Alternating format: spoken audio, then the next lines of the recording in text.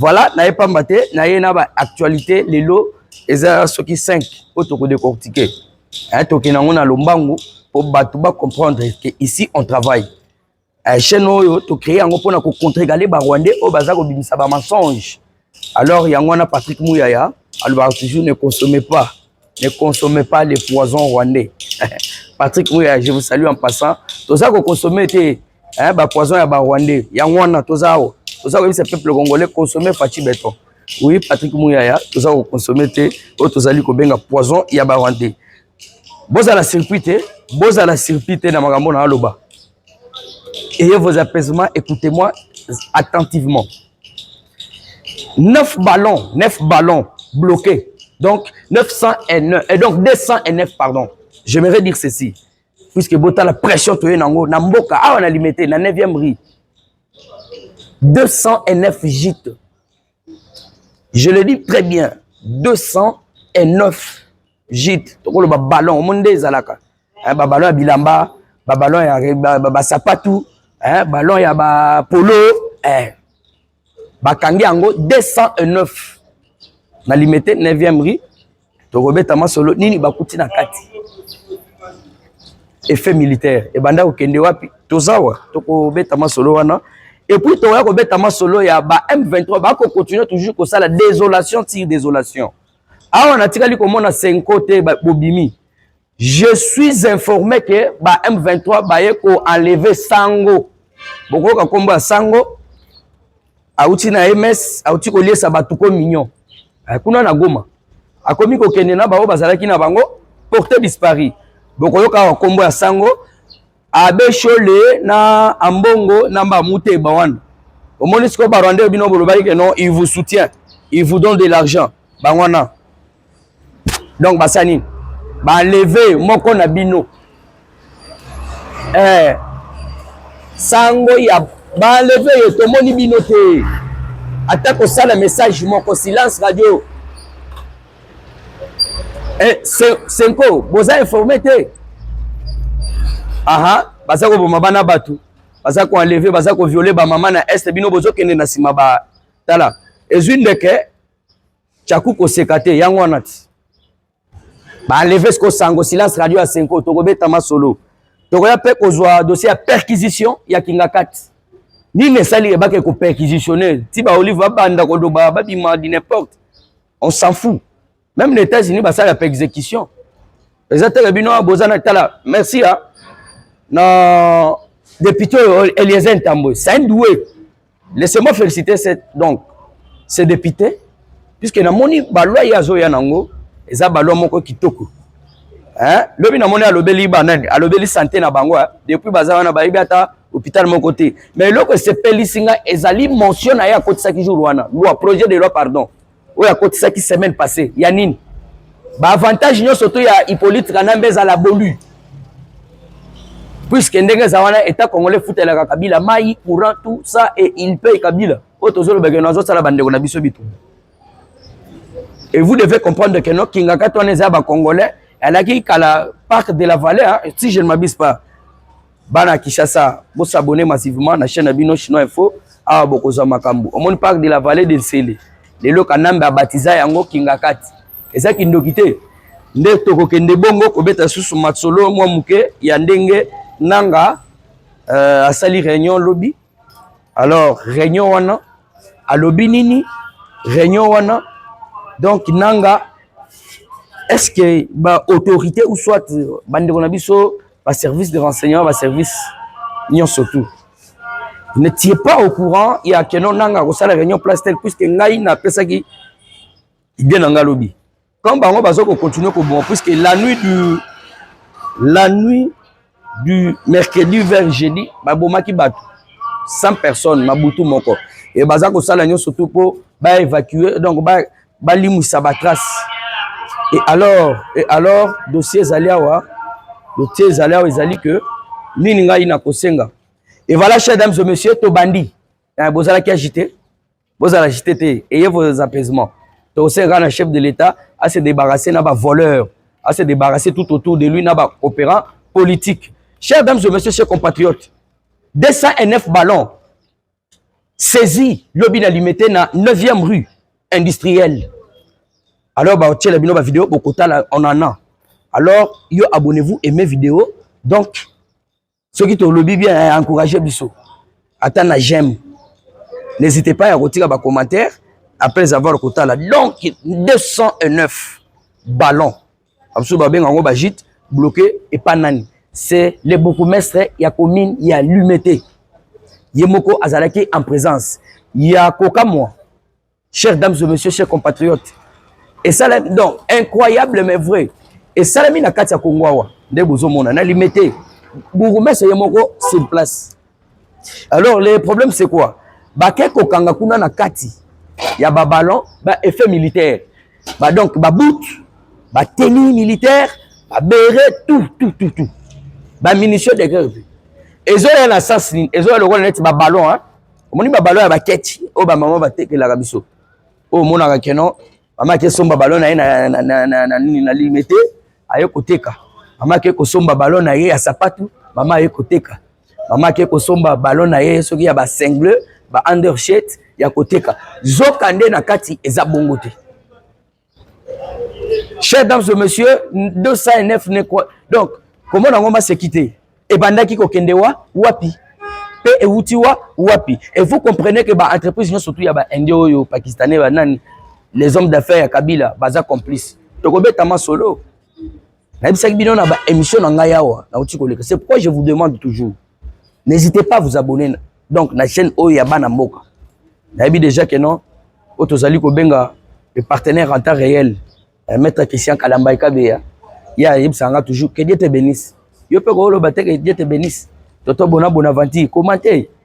Maman Génie boze belé na maman Yvette na Katia Canada boza tellement nombreux. Siko dossier zani. Jean Mamadou na bisake makambo na papa Gérard Kanana. Donc service de renseignement il faut ezala déjà service moko spécial.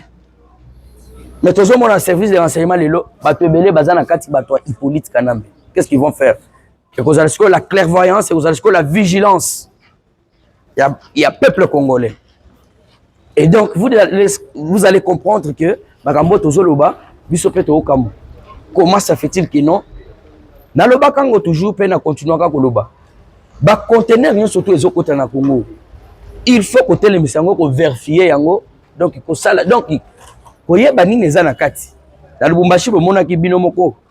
Ba font le conteneur boye, ils se sont entassés donc yoka tout un tas ya ba étranger so ba Somalie ya banini ba koyaka kokota na Congo à travers makamwana ya ba conteneur ba yelo kola ba marchandise yo mona ka conteneur mais bo fongola nan conteneur ba fongola boye. Chers dames et messieurs chers compatriotes yoka ba Somalia yoka ba nani na ba Rwandais tout entassé habité bo banda ko kufa mulunga te vraiment tabino moko vraiment boza mutema makasi ya batuloko la biso tension bala moko mais tout batu wana tout fandi tozo kende wapi na mituni tanda to batu mususu. Donc dossier ezali service de renseignement il faut ouais merci beaucoup papa calme commenter kaka toujours maman surtout ils sont au courant awa tozo beta siko dossier ya bakangi 200 hein 209 awa na limité na kati ba botte na kati ba bilamba ba effet militaire et banda ko uta wapi ezali ko kendepewa wapi. Merci na musala kitoko longonya mingi na mwana mboka wa zali bourgmestre ya limité. Et alors tozala toujours ekenge tozala ekenge zala tolala te voilà à mon présence déjà papa Mayala papa Mawele donc baza on a déjà belé Jean Mamadou na moni bino mais beaucoup commenter beaucoup plus émission beaucoup abola yango tinda batu bazwa bayoka makambo ezo salama na Congo.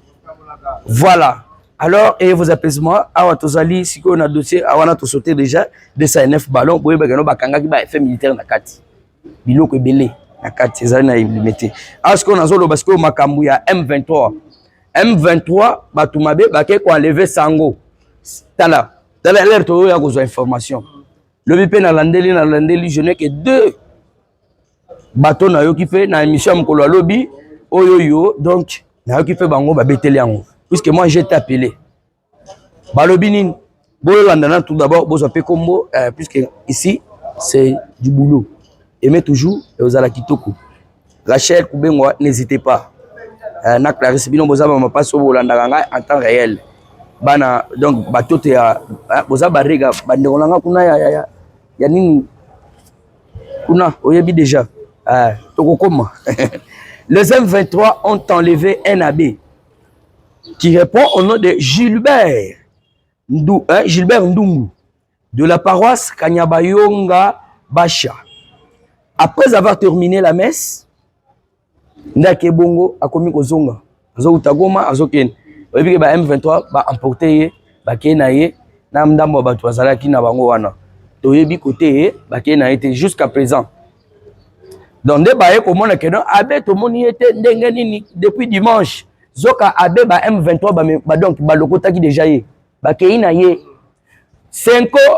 4 jours yango 5 jours. Vous n'avez pas l'information. Il y a que beau pesa. Donc il faut communiquer que non ba M23 ba enlever abbé na kombo Gilbert Ndungu de la paroisse Kanyabayonga Basha. Bino bokenda ke pana sima ba Rwandais. Côté les Rwandais nous soutiennent, le gouvernement rwandais nous a beaucoup soutenu. Donc na maño soto salio yo ba gouvernement ndambu ba pesi biso bambo batuni yo munani onani mutebu makambo yo zo le beza sol bato bazo ba congolais yo bino bozo kende ko soutien awa sikoyo ba bomi donc ba bomi na ebité soka kufa déjà puisque bango ba komi ko kunda batu vivant donc ba enlever abbé Gilbert Ndungu. La Sengo, vous avez l'information. Et tout ça, ce sont les Rwandais. Le gouvernement rwandais est prêt à faire bon. Et puis, il y a aussi un service de renseignement, service de sécurité. Bon, il y a non, la frontière au Bitumbezali, la territoire au Bitumbezali, donc, l'institution est surtout quoi. L'habité sur les Zabongo, puisque les M23, Rwandais, tout le Rwandais, Bazak au côté 10 jours au jour, Boutou Moï.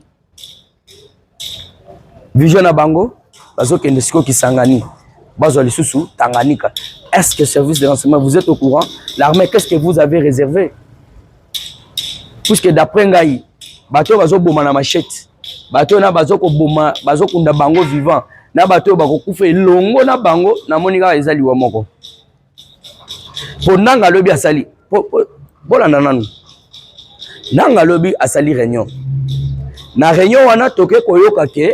Nanga lobby que dans tout ce qu'ils sont en train de faire, Rwandais bazana simana bangote. Nanga lobby bongo na réunion ya lobby. Puisque lobby je vous ai annoncé que non, parce que falsifier monnaie na kati ya Kenya. Alors pour le moment, autosali ko benga lokola taux d'échange na bango ya dollar kuna ezali 3000 francs 3500 francs. Ah écoute ezali soki 2800 mais bango voilà les libérateurs hein, bato ba ko libérer. Bango ba ina to ya $1 3500 mais biso $1 2800 ba libérateur bazawapi. Siko j'aimerais dire ceci, est-ce que service de renseignement bilongo yeba kite ke nanga zali wana puisque beaucoup ba drone siko elali pona nini drone puisque moi j'aimerais voir ba drone circuler ba cibler nanga kaza wana o meki ko boka eloko wana ale baso pour de toki ba tupe ba kufa wana beaucoup faka mbama ko pour du tout na zo ebate. Et vous avez que notre bango babomi bango basali mais to cibler nanga wana drone cibler na nanga wana place ça na bato ba uzala tout autour wana na ba population na biso wana bakufa na pona histoire esa nini et c'est puisque babisimo wana na banali soki bazokota ba réunion il faut bien comprendre que non bazana place au ba kota alors il faut to cibler ka bango to bomana nu bango nanu siko komona bambolo mbolo nyoso tu ba okimba. Puisque vous devez comprendre, Rwandais, au lieu de se retirer et se ravitailler. Conseil de sécurité peut le bien Kotaki. Conseil de sécurité Koti. Est-ce que le peuple congolais a un conseil de sécurité? On a eu qui non présidence, il y a conseil de sécurité comme dans Maboro et France. À moins que je m'abuse que non, je suis mal informé. Mais je ne le crois pas. Ah oui, je ne le crois pas. Moussala Nangaï, depuis le moment où moi, bon, pourquoi c'est ça, Moutoutou? Mais à ce qui concerne des informations, c'est depuis mon enfance. Ah oui? Bah, tu vas très bien, Bazali. Là-bas, depuis William, je sais pas. Là, RTDK, KHRT, Buena Muntu, partout. Il me donne des infos et moi, je pars donner à Katia école. De milliers. Donc, si moi, je vous parle de ces choses, donc je vous dis, Ezaro Salabiso, Passi, merci beaucoup, Wana Balanangandunga. En tout cas, il y a vos apaisements, tous aliwana, aimez toujours commenter. Yangwana, et c'est mon abisso, Ezaline de Boye, pe Kabola. N'hésitez pas à vous abonner. Abonnez-vous, clocher na cloche one. Donc, je dirais, Nanga, à sali réunion. Na réunion, wana, puisque avant au basala qui n'a pas binondé baloba qu'il faut baboma bazalendo, il faut bango batunyo surtout ça ceci cela et consort. Na tangela kibino. Amnyo surtout au bakotang na réunion. Pour la roboma pe ba journaliste. Parce que réunion à lobby a siko koloba que et loko mon côté et donc tozana sima na Rwandais bazana sima na bisoté. Biso mokonde wana ba congolais nde tozali na mouvement na biso. Wana siko azako sala ni azali commettre ou soit que ça la contradiction entre Conseil de sécurité de l'ONU et le lobby que non, tous senga na Rwanda abimisa batu nae. Yo zoro bawa que non, ba Rwandais bazate. Chers dames et messieurs, chers compatriotes, comprenez et loko nanga zo salawana na Conseil de sécurité de l'ONU oyo France ezui Ngwende. Est-ce qu'on peut attendre encore quelque chose? Et j'ose croire que le président Félix Antoine Tshisekedi Tshilombo se bat aussi dans sa manière. Mais tout autour nae batumabe mokonzi mboka, il faut sauver le peuple congolais. Ngai na lobiga ke non to ciblé kaka nanga wana place à Rosalela. Hôtel le loza place wana drone et matite. Musala drone ezani.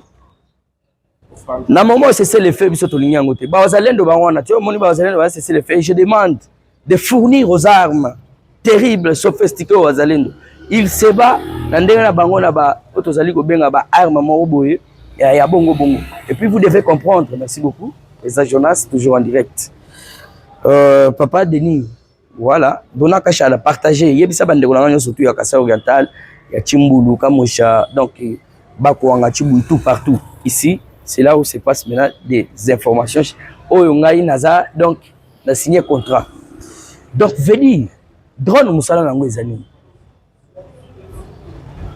nanga sali réunion to ebiga fandi wana na butu to réunion ba koteli bato babomi bato pa ba Rwandais et puis baza kokota na moi na butu drone okoki ko sala eloko moko boyete pona ba Rwandais oyo baza ko donc baza ko imposer biso toujours balobi bobima nzamba likolo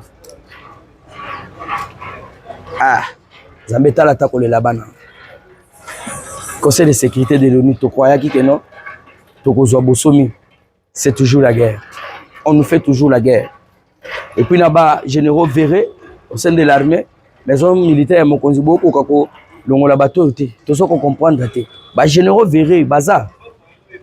Bah généraux verrés, bazali, bah oh il faut que longola bango, bah m'sous kokanga. Na mon procès oui, procès bah tiens en huis clos. C'est pourquoi je ne maîtrise pas.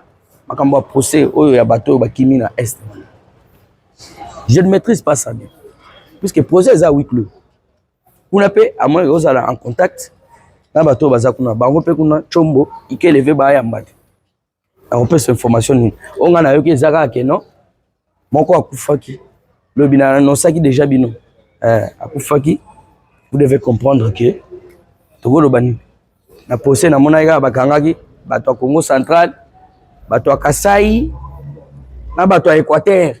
Mais bato ya kuna ya nini ya est wana ba véritable traître. Toyo ki atamongo te bokangi bango. O wana kufi balobi malade de longtemps, azalaki na retraite, na ndenge boye ko kanga ye donc na ebité. Bato baliaki mbongo, est-ce que ça vérité donc eza bango on veut voir la clarité na dossier wana malgré botier procès na donc na huis clos. Alors chers dames et messieurs, chers compatriotes, boye bayango kaka keno Basango, silence radio. Tozo Zelabino, bossa la déclaration. Est-ce que tous ces gens-là, Makambazo Salawana, Ezaki Toko, parce que une de que chaku kolelate kolobate chaku kosekate ya wana so bazu moko na bino balokotie kuna asilisi mes alisilisi olie sabatu ko mignon kutana ba mbolo wana bamemi na bato bazaki nango porté disparu la 5 traitu la 5 du calme chez Cholet du calme chez Ambongo et Mouté Bakuna donc Mbongo ekotaki déjà na ba compte il s'en fout. Regardez-moi, c'est charognard des prêtres. Oh, la vie d'un prêtre là qui est mort. Ne votez pas vos vies. Et vous êtes là, sans indignation, sans informer même. C'est que non, on a perdu l'un de nous. Les Rwandais ont porté disparu l'un de nous. Et ce silence radio chez vous.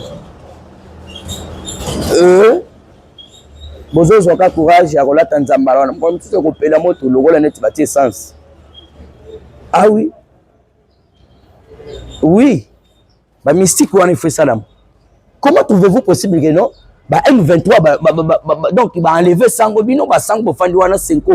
Donc aucun mot. Tout ce que vous voulez non Rwanda pesa biso mbongo mais bato ça c'est ba Rwandais. Bozoli mbongo ya makila peuple congolais. Tu as mode de fonctionnement na bino. Boloba. Chers dames et messieurs, chers compatriotes, persécution à Kingakat. Olive Lembe, c'est une c'est une persécution que nous subissons des services de sécurité et de ces régimes. Donc lobby bakenda kinde kuna. Na émission on a passé na l'émission bino kaka na chaîne na bino chemin faux. Bon, on a noté, allez-y vraiment puisque ici c'est Alain. C'est to zongeli à lobby eza pona ko pesa toujours pour batu bayeba. Dossier ça boy.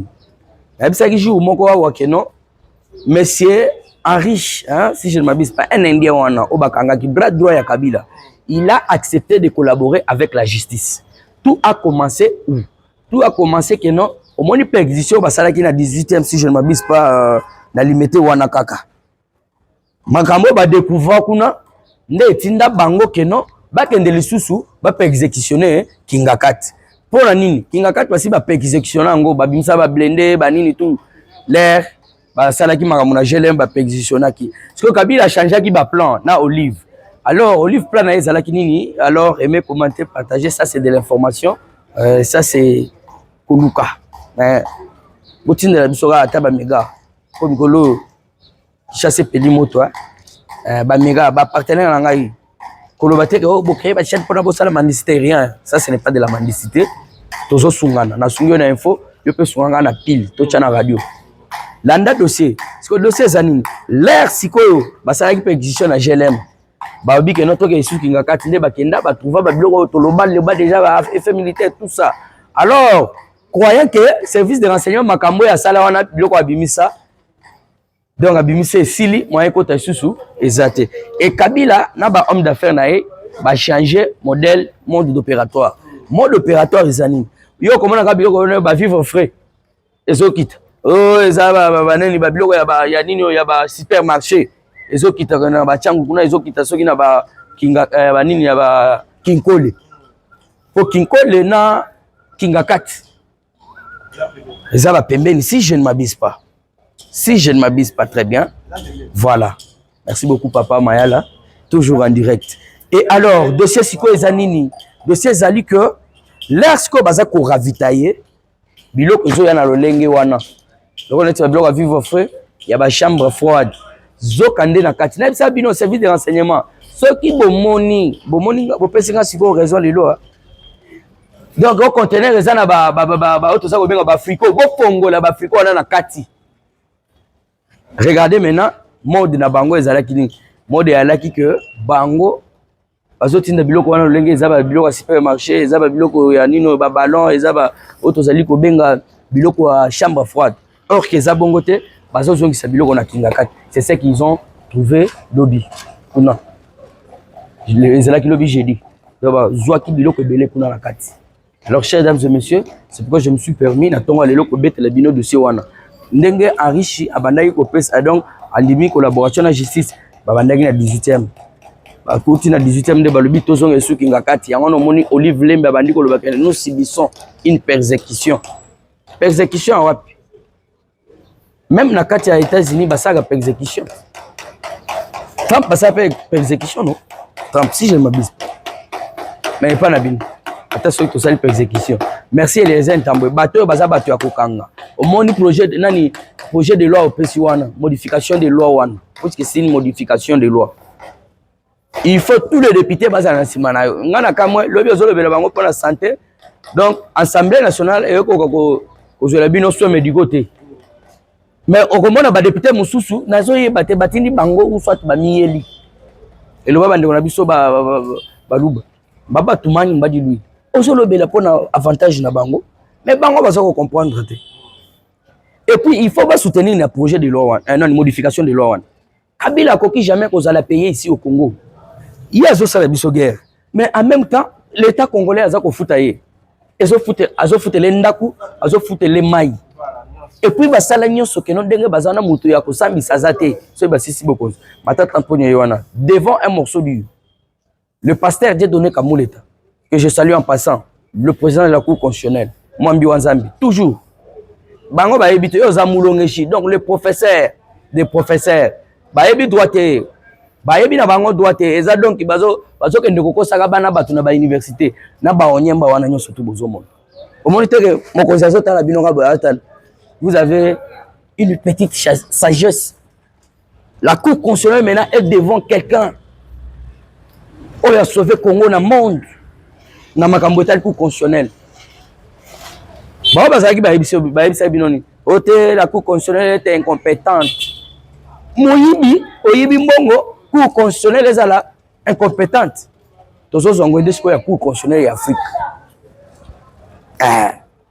tolekisi mandat toyi tozwi sikoyo ya Europe même na Belgique wana tokomi bakonzala puisque ici to Congo o biso to na cour constitutionnelle openda efandi na bosomi matata mponyo bakokanga c'est que je vous dis c'est ça retenez la date d'aujourd'hui un voleur non surtout azali mutu ya kosambisa soki bakutie que non ba fait réel bakokanga ye bango ba créer ba biloko na 2018 ba mi créer là ba pote ba péter donc protégeons tous se protéger protégeons nous basala bongo donc ndenge bazawana basala loi Kabila yana yangwana loi ya Eliezer to soutenir yango modification wana Kabila va foutre été l'état congolais est-ce que Eliezer ko informer bino que il faut loi to modifier vous devez comprendre que donc mbala moko que il faut que non mbongo wana to foutre ka souste pour ça que na ki rébellion kuma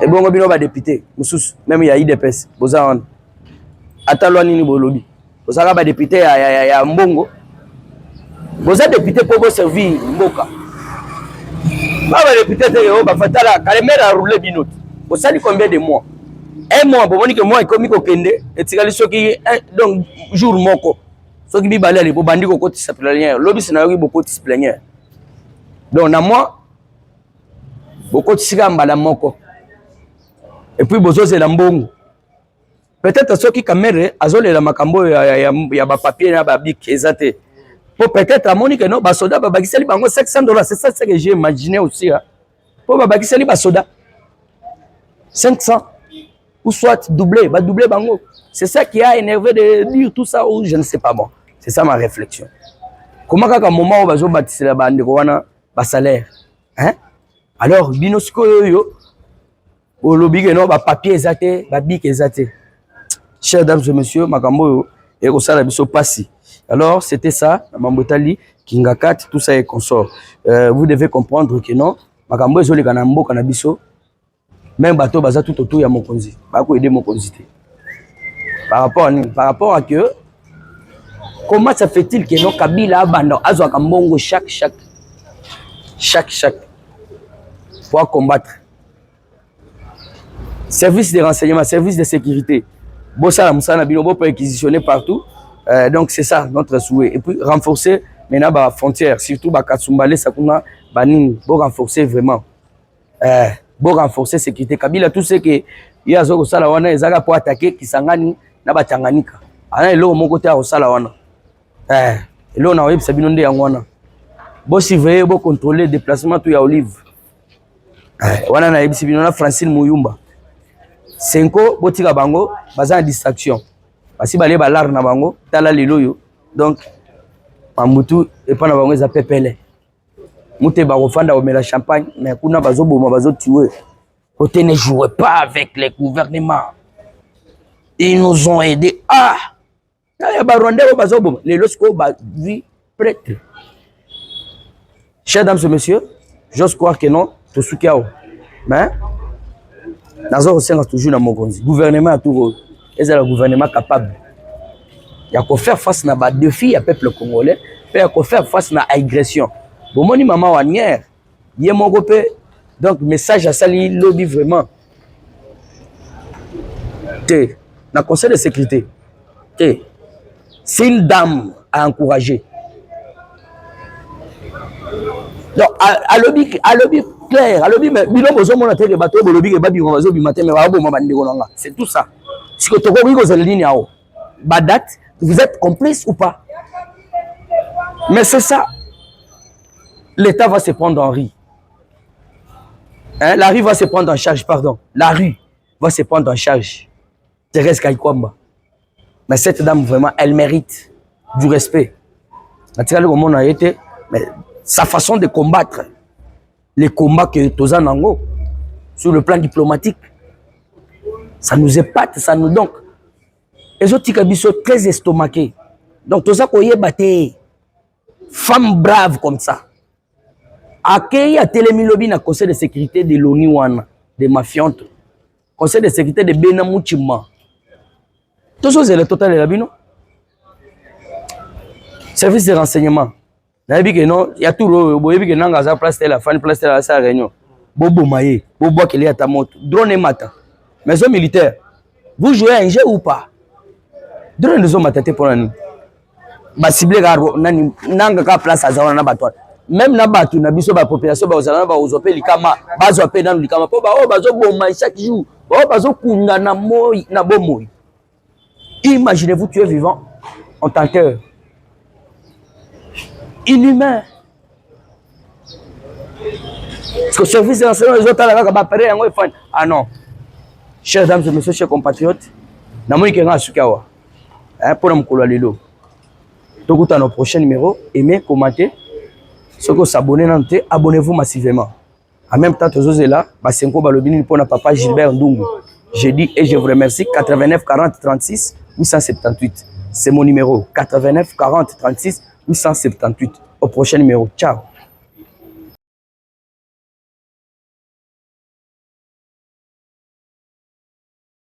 « 209 ballons arrêtés à limiter, plein de tennis. Après perquisition chez Olive Lembe, Nine le Kanaki, les États-Unis d'Amérique